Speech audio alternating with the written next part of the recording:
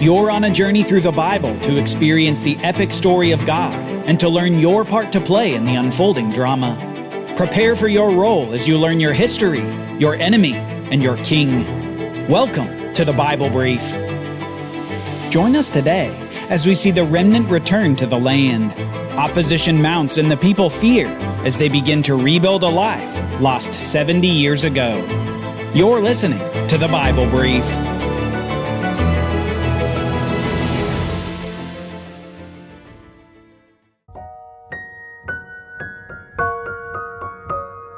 The edict has been issued, and the Jewish people are on the move. God worked in the heart of King Cyrus of Persia, not only to allow the Jews to return to the land of Canaan, but also to finance the rebuilding of the temple in Jerusalem. While God gave a preview of the future through the prophets, Jeremiah and Daniel, the people were now experiencing what was predicted. The 70-year captivity in Babylon was drawing to a close, and the remnant of the people would be returning to the land of Canaan in waves. The exile for most would last centuries and millennia longer. But for this small remnant, the exile would be over. The northern kingdom of Israel had been dispersed among Assyria and other nations, and the southern kingdom of Judah had been dispersed among Babylon and other nations. It was just a small remnant of these exiles that would return after 70 years in Babylon. But what happened in the land while they were away? Would they have to fight to retake the land once again? Put yourself in their shoes. Most of the population of Jews was born in exile and had never experienced living in Canaan. They had made homes and lives away from the land, and now they would go back to a home that they didn't even remember. Their grandparents may have told them about the land and about the glorious temple in Jerusalem built long ago by King Solomon. While in exile, the children surely learned their history, about Abraham and Moses, about Joshua and the Judges. They learned about the kings of the United Kingdom and the Davidic covenant. They learned about the kingdom split and the 2 golden calves Jeroboam had set up in the northern kingdom. They heard about God himself saving the city of Jerusalem from certain defeat by the Assyrians. And they knew, from experience, that God had exiled the nation from the land because of disobedience to the law. They knew their history, and you can imagine the parents and grandparents of the exile encouraging their children and grandchildren to follow God in the land. They knew firsthand the consequences of disobedience. But the people didn't just look back at their history. They also looked forward to the future. Many of the prophets filled in additional details about the coming king, the person that would be the descendant of Eve, of Abraham, and of David, the one who would somehow rule over an everlasting kingdom in Jerusalem, the one who would save his people from their sins and usher in a new era of peace and justice like the world has never known. They had heard about him, and they were looking forward to the kingdom. Maybe, they thought, if they worked hard enough at being good, this coming king would honor them when he came. The remnant of exiles was able to return because of a proclamation of the Persian king Cyrus. It says this at the beginning of the book of Ezra. In the first year of Cyrus, king of Persia, that the word of the Lord by the mouth of Jeremiah might be fulfilled, the Lord stirred up the spirit of Cyrus, king of Persia, so that he made a proclamation throughout all his kingdom, and also put it in writing. Thus says Cyrus, king of Persia, the Lord, the God of heaven, has given me all the kingdoms of the earth, and he has charged me to build him a house at Jerusalem, which is in Judah. Whoever is among you of all his people, may his God be with him, and let him go up to Jerusalem, which is in Judah, and rebuild the house of the Lord, the God of Israel. He is the God who is in Jerusalem. And let each survivor in whatever place he sojourns be assisted by the men of his place, with silver and gold, with goods and with beasts, besides free will offerings for the house of God that is in Jerusalem. Then rose up the heads of the fathers' houses of Judah and Benjamin, and the priests and the Levites, everyone whose spirit God had stirred up to rebuild the house of the Lord that is in Jerusalem. Thanks to God working in the heart of the king, this proclamation not only allowed the people to return to the land, but also served to finance the construction of the new temple. a temple to replace the old one built by Solomon, destroyed by Nebuchadnezzar decades prior. The people weren't just going back to the land, they were going back with a job to do. The first wave of returning exiles to the land was led by two men, a prince and a priest. The prince was a Jew who was given rule over the province so that he could rule the area under the authority of the Persians. The priest was a Levite who was qualified to help lead the reconstruction of the temple in Jerusalem. These two men led the people on a journey that lasted a few months, going from Babylonia back to the land, on a route that probably reminded them of the journey of Abraham from Ur to the land of Canaan 1,500 years before. And just like Abraham, they were people called by God from a land of idols and of fake gods, going to the land that God had promised them. In some ways, this was a sort of reset for Israel. Maybe this time they would follow God. Maybe. Upon arriving in the land, the people, numbering a little over 40,000, spread out to various places of settlement, but a core group of them began work on the temple. They would restore God's house as a priority over almost everything else. The primary leader of this endeavor was the priest who had helped lead the exiles back to the land. His name was Zerubabbel. Zerubabbel became governor of the area under the authority of the Persians and was able to accomplish two primary things at the beginning. First, he led the construction of the altar on which the sacrifices would be made to God.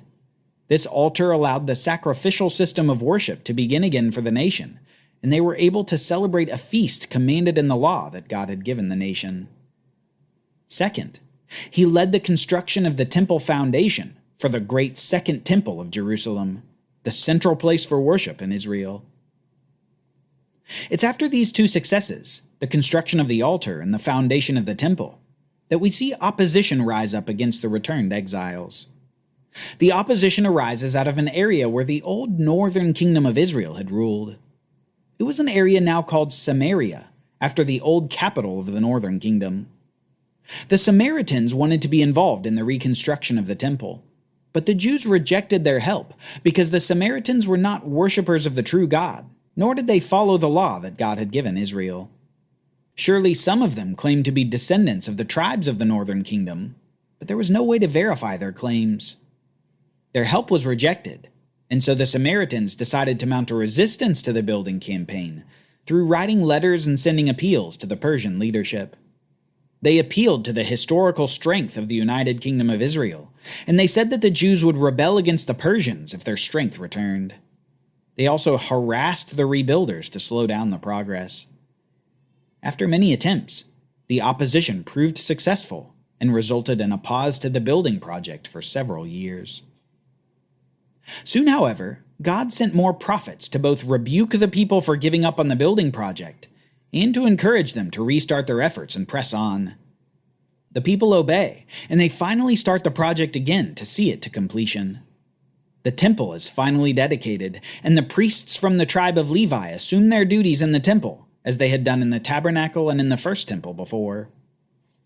It's at this point that we meet the next wave of returners, led by a priest named Ezra.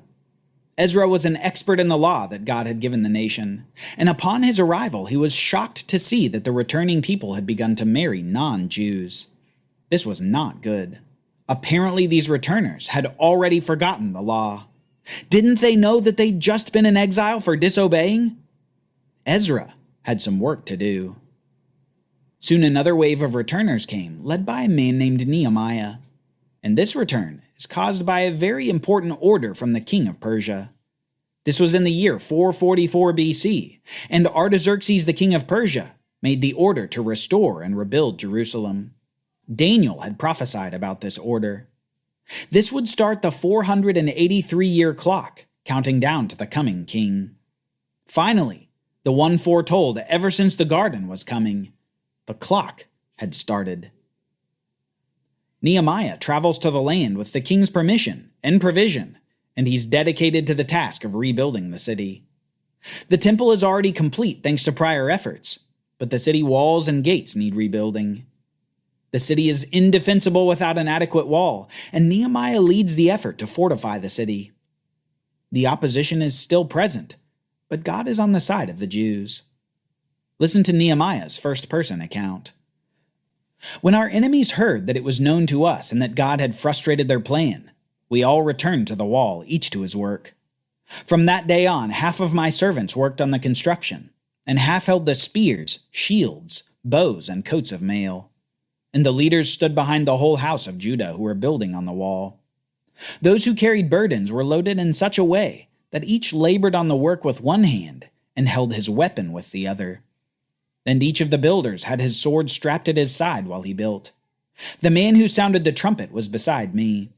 And I said to the nobles and the officials and to the rest of the people, "The work is great and widely spread, and we are separated on the wall, far from one another. In the place where you hear the sound of the trumpet, rally to us there. Our God will fight for us." So we labored at the work, and half of them held the spears from the break of dawn until the stars came out. I also said to the people at that time, "Let every man and his servant pass the night within Jerusalem, that they may be a guard for us by night, and may labor by day." So neither I nor my brothers nor my servants nor the men of the guard who followed me, none of us took off our clothes. Each kept his weapon at his right hand. The opposition had become so intense that the builders had two jobs: defense and building. A sword in one hand and a burden in the other. But after defeating these threats time and time again, the wall was finally finished. Thanks to the courageous leadership of Nehemiah, the city was now protected and the temple was complete. But Ezra's problem remained.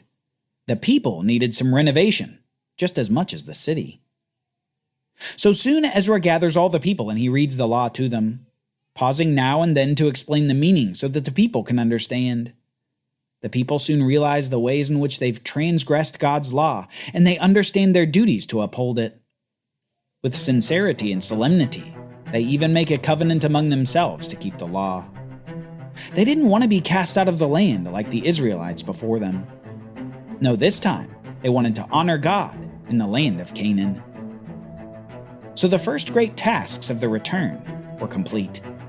The temple was rebuilt with the leadership of Zerubabbel. The city walls and gates were restored thanks to Nehemiah. And the people had been rededicated to the law thanks to Ezra.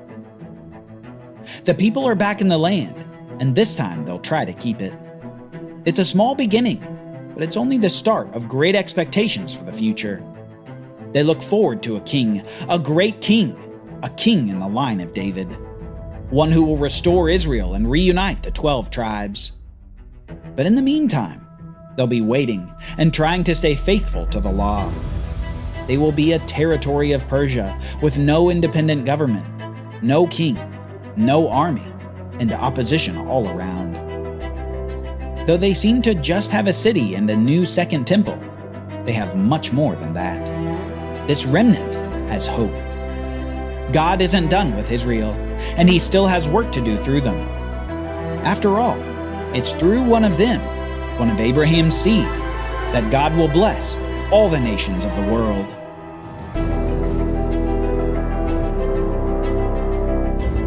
Join us next time as we fly east of Babylon to Susa, a capital city of Persia. In Susa, trouble is brewing for the Jews, but God uses a beauty contest to set the stage for salvation. For Bible readings, reflection questions, and quizzes, don't miss the Bible Brief app, available on iOS and Android, so you can go deeper into the story. The Bible Brief is a project of the Bible Literacy Foundation, a nonprofit dedicated to helping you learn the Bible. Give to support the Bible Brief by visiting BibleBrief.org or tap the Give link in the show notes. Thank you for supporting the Bible Literacy Foundation.